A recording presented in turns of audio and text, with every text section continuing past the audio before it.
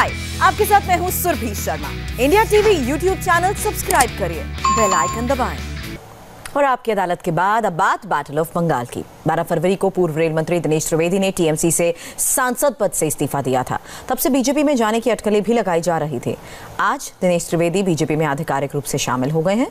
TMC के दिग्गज नेता रहे दिनेश त्रिवेदी ने पार्टी क्यों छोड़ी, क्या वजह रही, बंगाल की जनता का मूड क्या है, इन तमाम सवालों पर इंडिया टीवी के सीनियर एडिटर देवेंद्र पराशर ने दिनेश त्रिवेदी से एक्सक्लूसिव बातचीत की। जी हाँ, तो आखिरकार दिनेश त्रिवेदी ने बीजेपी का दामन थाम लिया और इस वक्त हमारे साथ बातचीत करने के लिए मौजूद हैं। दिनेश जी, इंडिया टीवी पे आपका बहुत बहुत स्वागत है। सबसे पहला सवाल यही सर कि आखिर ऐसी क्या वजह थी, वो कौन सा कारण था जिसके चलते आपने टीएमसी छोड़ा और वैसे समय में जबकि टीएमसी अपनी एक बड़ी लड़ाई बंगाल में लड़ रही है? देखिए, उसका जो सारांश था वो मैंने राज्यसभा के वक्त जो भी थोड़ा बहुत कहने का मौका मिला मैंने कह दिया, और वो अंतकरण की आवाज़ थी और मैं भावुक भी था। इतनी हिंसा बंगाल में, इतना करप्शन, और हम कुछ नहीं कर सकते। और बंगाल की जो छवि पूरी दुनिया में बन रही है ना, वो बंगाल की सही छवि नहीं है, वो तृणमूल कांग्रेस की छवि है। बंगाल के लोग शांति प्रिय है और बहुत होनहार है, मगर अब सब जगह यदि तोलाबाजी हो गई, कटपनी हो गया और हर जगह वायलेंस हो गया, कोई डेवलपमेंट नहीं, तो कहीं ना कहीं लगता है कि फिर हम यहाँ बैठ कर क्या करें। तो आप तो ममता बनर्जी को ये सारी चीज़ें बताते होंगे, ऑफ रिकॉर्ड बातचीत जो उनके साथ होती होगी, मतलब जो बैठकें होती होगी उसमें ये बताते होंगे, क्या वो सुनती नहीं थी क्या इन सारी बातों को? दुख की बात है कि मैं नहीं समझता हूँ कि ममता बनर्जी के कंट्रोल में पार्टी है। पार्टी ममता बनर्जी के कंट्रोल में है ही नहीं। तो ये कौन कंट्रोल कर रहा है टीएमसी को? अब नए नए कंसल्टेंट आ गए हैं, वो जो कैंडिडेट की लिस्ट भी वही बनाते हैं। कल हम देख रहे हैं ममता जी की मेमोरी बहुत शार्प है, उनको भी ढूंढना पड़ रहा था कि कौन कहाँ से लड़ रहा है। पार्टी के जितने भी लीडर्स हैं, कलीग्स हैं मेरे, सब नाराज़ हैं, और सबसे ज़्यादा तो जनता नाराज़ है। और जब जनता नाराज़ होती है ना, तो आपने देख लिया कि इंदिरा गांधी को भी हरा देती है। आप कहती रहती है कि हमारी पार्टी गरीब पार्टी है, और सैकड़ों करोड़ों रुपए आप यदि कंसल्टेंट को देते हो, वो पैसे किसके हैं? जनता के हैं ना। और आपने माँ माटी मानुष की बात की। मानुष परेशान है, रोज उसको मार पड़ती है, रोज उनको आप एक मंदिर बनाने जाओ या एक धर्मशाला बनाने जाओ, एक विद्यालय बनाने जाओ, बाउंड्री वॉल करने जाओ, पैसे देते हैं, और पैसे नहीं देते तो मारपीट करते हैं। ये जो कटमनी कल्चर है, जाहिर तौर पे ममता बनर्जी की सहमति, उनके इन्वॉल्वमेंट के बिना तो नहीं होता होगा। पूरे प्रशासन को पता है, परमिशन नहीं, उनको पता है, उनका इन्वॉल्वमेंट है। आप ये सब जो करप्शन, हम ज़्यादा बात नहीं करना चाहते हैं, मगर आप ये कोयला घोटाला ले लीजिए, आप जहाँ से यहाँ पशु का जो एक्सपोर्ट होता है वो ले लीजिए। आपको लगता है इतना बड़ा घोटाला प्रशासन के बिना होता है? प्रशासन भी डरा हुआ है। ये आज जो असली सत्ता परिवर्तन बंगाल में होने जा रहा है ना, सबसे खुश होंगे सरकारी अफसर, इसीलिए होंगे क्योंकि वो भी दबाव में है और पुलिस दबाव में है। आज मुझे ग्रीटिंग्स के मैसेज आए पुलिस अफसरों से, बंगाल के पुलिस अफसरों से आए, वो बधाई दे रहे हैं। बंगाल के पुलिस अफसरों से आए हैं कि आपने बहुत अच्छा किया। ये खुश हैं लोग, पूरी जनता खुश है बंगाल की। आज क्या चाहिए एक साधारण व्यक्ति को? क्या चाहिए? चाहे कोई भी मजहब का हो, उनको चाहिए इज्जत की 2 रोटी। आपको और हमको भी इज्जत की 2 रोटी चाहिए ना, उससे सिवाय आज इज्जत नहीं रही, क्योंकि सब जगह फटकार मिलती है उनको। आज आपने मुसलमान का उपयोग किया आपकी वोट की राजनीति के लिए, मुसलमान परेशान है आज, और उसने कहा कि आप हमें इज्जत दीजिए, बहुत हो गया। आज हिंदू परेशान है, मुसलमान परेशान है, साधारण जनता परेशान है। एक बहुत टर्म आता है भाईपो अभिषेक बनर्जी, उनकी कैसी भूमिका देखते हैं, क्योंकि आप टीएमसी में रहे हैं, तो क्या भूमिका उनकी रहती है? अब देखिए, वो क्या है कि पार्टी जब ममता बनर्जी के हाथ से चली गई तो कहीं ना कहीं होगी ना वो पार्टी। और फिर क्या है कि हम लोग जब संघर्ष कर रहे थे तब ये लोग कोई थे ही नहीं ना। ममता बनर्जी की भाषा की बात कर लें, जिस तरह से पॉलिटिकल स्पीचेस वो देती हैं और जिस प्रकार से देश के प्रधानमंत्री के लिए जैसे शब्दों का इस्तेमाल करती हैं, गृह मंत्री के लिए जैसे शब्दों का इस्तेमाल करते हैं, बीजेपी के राष्ट्रीय अध्यक्ष के लिए जैसे शब्दों का इस्तेमाल करते हैं, उस पर हैरानी होती है कि इस तरह की भाषा क्यों। देखिए, इसीलिए बंगाली जो भद्रो मानुष होता है ना, वही परिचय। बंगाली का परिचय क्या है? एक शांत सुस्त स्वभाव का व्यक्ति जो मिलनसार है। आज बंगाली हर व्यक्ति, खास करके महिला, ये कहते ये हमारी भाषा नहीं है और आप हमारी मुख्यमंत्री हो, आप इस भाषा का प्रयोग कैसे कर सकते हैं? रविन्द्रनाथ टैगोर की तो ये भाषा नहीं है, स्वामी विवेकानंद की ये भाषा नहीं है, श्री अरबिंदो की नहीं है। उसीलिए हमारी घुटन क्यों हो रही थी?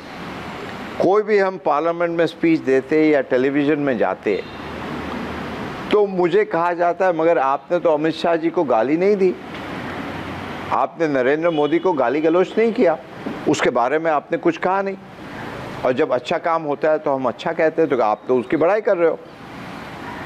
और मेरे ऊपर लांछन ये लगती थी कि भाई आपको भेजा है वहाँ गाली गलौज। मैंने कहा माफ़ कीजिएगा, हम नहीं करेंगे।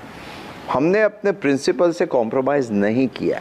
जब पूरी दुनिया प्रधानमंत्री नरेंद्र मोदी की तरफ देख रही है, जनता पार्टी की तरफ देख रही है, आप ये कोरोना ले लीजिए ना, अब ये वैक्सीनेशन का प्रोसेस लीजिए, कहीं दुनिया में ऐसा नहीं हुआ जैसे हिंदुस्तान में हो रहा है।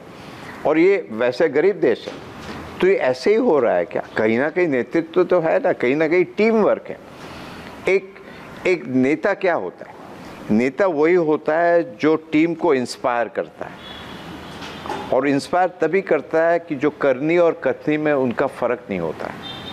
आज वहाँ टीएमसी, हम ममता जी का मतलब कभी बुरी बात नहीं कहते हैं, मगर हकीकत यह है कि आपकी करनी और कथनी में बहुत अंतर है। और ये ममता बनर्जी ही कहती थी कि आप पीएम के खिलाफ, अमित शाह के खिलाफ क्यों नहीं बोलते हैं? मतलब हमारे वहाँ के प्रवक्ता है, वो सबको मैसेज भेजते हैं कि दिनेश त्रिवेदी पार्टी के खिलाफ बोल रहा है। मतलब प्रधानमंत्री को गाली गलौज नहीं करे, वो पार्टी के खिलाफ। मतलब पार्टी का यही है कि रोज़ गाली गलौज करो, रोज़ वेल में जाओ, पार्लियामेंट को चलने ना दो। ये तो होता नहीं ना।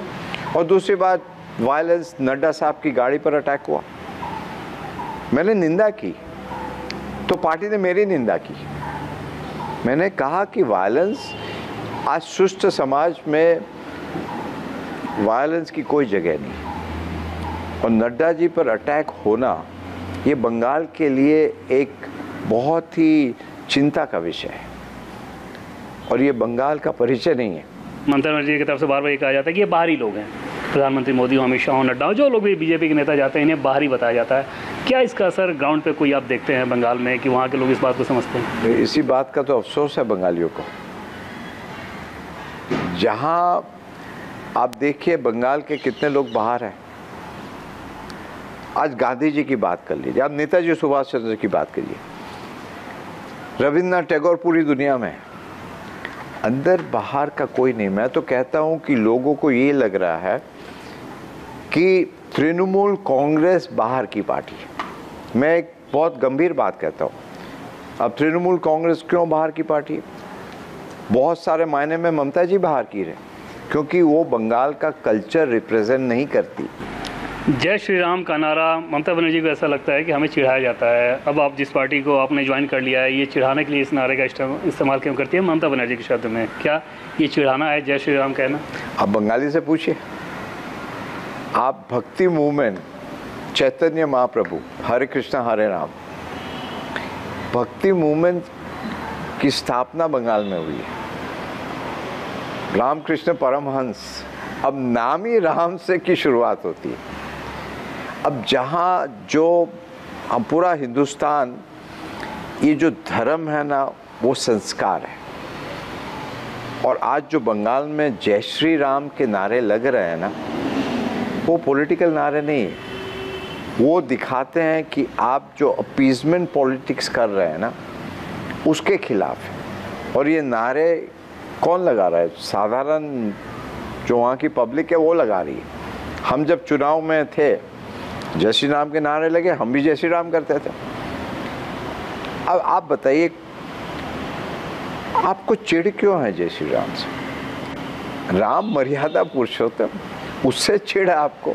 और इसी से लोग, बंगाल के लोग नाराज हैं कि ये बंगाल की संस्कृति नहीं है। रामकृष्ण परमहंस श्री राम के सामने सिया राम का वो नारा देती हैं, फिर कभी दुर्गा को आगे किया जाता है, मतलब धर्म में भी अलग अलग। मतलब आपको मंच पे जाकर, हमको तो कभी कभी दुख भी होता है कि श्लोक पे श्लोक बोलते हैं। मतलब आप दिखाना चाहती है क्योंकि लोगों का भरोसा आप पर उठ चुका है, और जब भरोसा उठ जाता है तो आपको ज़्यादा प्रूव करना पड़ता है कि भाई मैं भी हिंदू हूँ। ये नौबत क्यों आई? क्योंकि आपने अपीजमेंट की। आज मुसलमान भी उतना ही नाराज़ है। और मुसलमान क्यों नाराज़ है? मुसलमान मुझे कहता है कि आपने ठीक किया, हम भी इस बार बीजेपी को वोट देंगे, और इसीलिए देंगे कि तृणमूल कांग्रेस ने हमारा दुरुपयोग किया, हमको सिर्फ वोट बैंक पॉलिटिक्स के लिए चुना है, मेन स्ट्रीम में हमको आने ही नहीं दिया। अपीजमेंट को लेके क्या कुछ कहा जाता था एक डीआईएम की तरफ कि कैसे ऐसे मैसेजिंग करना है ताकि अपीजमेंट वाला मैसेज जाए, जैसा कहा जाता था? नहीं, वो तो पूरा आईटी सेल है ना। वो तो मेरा भी जो ट्विटर अकाउंट ले लिया था उन्होंने, और उस ट्विटर अकाउंट से भी प्रधानमंत्री को गाली गलौज करते थे, हमारे गवर्नर को गाली। तो मैंने कहा कि हम इसको डिलीट करेंगे। आप लोगों के सोशल मीडिया अकाउंट को, नेताओं के सोशल मीडिया अकाउंट को वहाँ से कंट्रोल किया जाता था, आप लोग अपना सोशल मीडिया अकाउंट नहीं चला पाते थे? हम पासवर्ड ले लेते थे। अब क्या है कि हम लोग डिसिप्लिन लोग हैं ना, मगर जहाँ देखते थे कि कुछ गलत हो रहा है तो हम तो बोलते थे। हमारा स्वभाव रहा है कि भाई देश सर्वोपरि होता है, और हमारे प्रधानमंत्री, पूरी दुनिया उनकी तरफ देख रही है। एक व्यक्ति ऐसा आप हमें बताइए कि बोलता है कि आपको 6 बजे आपके घर के आंगन में एक दिया जलाना है, आपको रिक्वेस्ट करता है, कोई पुलिस का डंडा नहीं होता है, और सब कोई जाकर, किसी भी मज़हब के हो, किसी भी पार्टी के हो, आप जाके दिया जलाते हो। क्यों जलाते हो? आपको विश्वास है व्यक्ति पर, आपको श्रद्धा है, आप जानते हैं कि ये देश के हित में हो रहा है। प्रधानमंत्री मोदी की सबसे बड़ी खासियत आपको क्या लगती रही है जिसके चलते आपने बीजेपी ज्वाइन किया? देखिए, करनी और कथनी में कोई फर्क नहीं, और पूरा जीवन देश के लिए। मतलब आपको यदि पूरे देशवासियों को आप पर भरोसा है तो कुछ ना कुछ तो आप में है ना। टीएमसी के बहुत सारे नेताओं ने टीएमसी का दामन छोड़ा, बीजेपी में आए, आप खुद आए। क्या और भी नेता ऐसे हैं जो कि मौके की तलाश में सफोकेटेड फील मुझे टीएमसी के बड़े से बड़े नेता ने फ़ोन किया कि भैया आप में हिम्मत थी, आप चले गए। मैंने कहा हिम्मत नहीं, मेरे में कन्विक्शन था। लेकिन और नेता हैं जो सफोकेटेड फील कर रहे हैं वहाँ पे टीएमसी में? सभी कर रहे हैं, मौका देख, सभी कर रहे हैं, सभी कर रहे हैं। मौका देख के वो टीएमसी छोड़ेंगे? नहीं, मौका उनको पास मौका ही नहीं है, उनको पता नहीं क्या करें। मगर पूरी जनता, हर एक आदमी खुश है कि आपने जो किया सही किया। चुनाव में लगता है कि क्योंकि दोनों पक्ष अपने अपने दावे कर रहे हैं, लेकिन टीएमसी के अंदर खाने जो बैठक अभी तक होती रही होगी, क्योंकि उसमें सारी इन्फॉर्मेशन आपके पास आती होगी, क्या अंदर खाने उन्हें डर है कि हार भी सकते हैं इस बार के चुनाव में? उनको विश्वास है कि वो आ रही है, डर की बात नहीं है, वो जानते हैं। नहीं तो आप बोले ममता बनर्जी क्यों नंदीग्राम क्यों जाए? भवानीपुर में आप रहती हैं, भवानीपुर में आपको सीएम बनाया।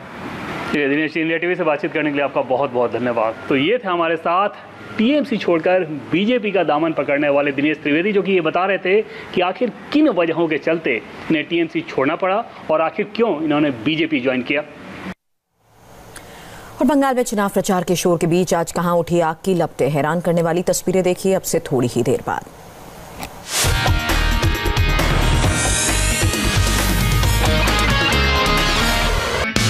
हाय, आई एम सुरभि शर्मा। खबरों से अपडेट रहने के लिए India TV YouTube channel subscribe करिए, साथ में बेल आइकन जरूर दबाएं। जुड़े रहें इंडिया टीवी के साथ।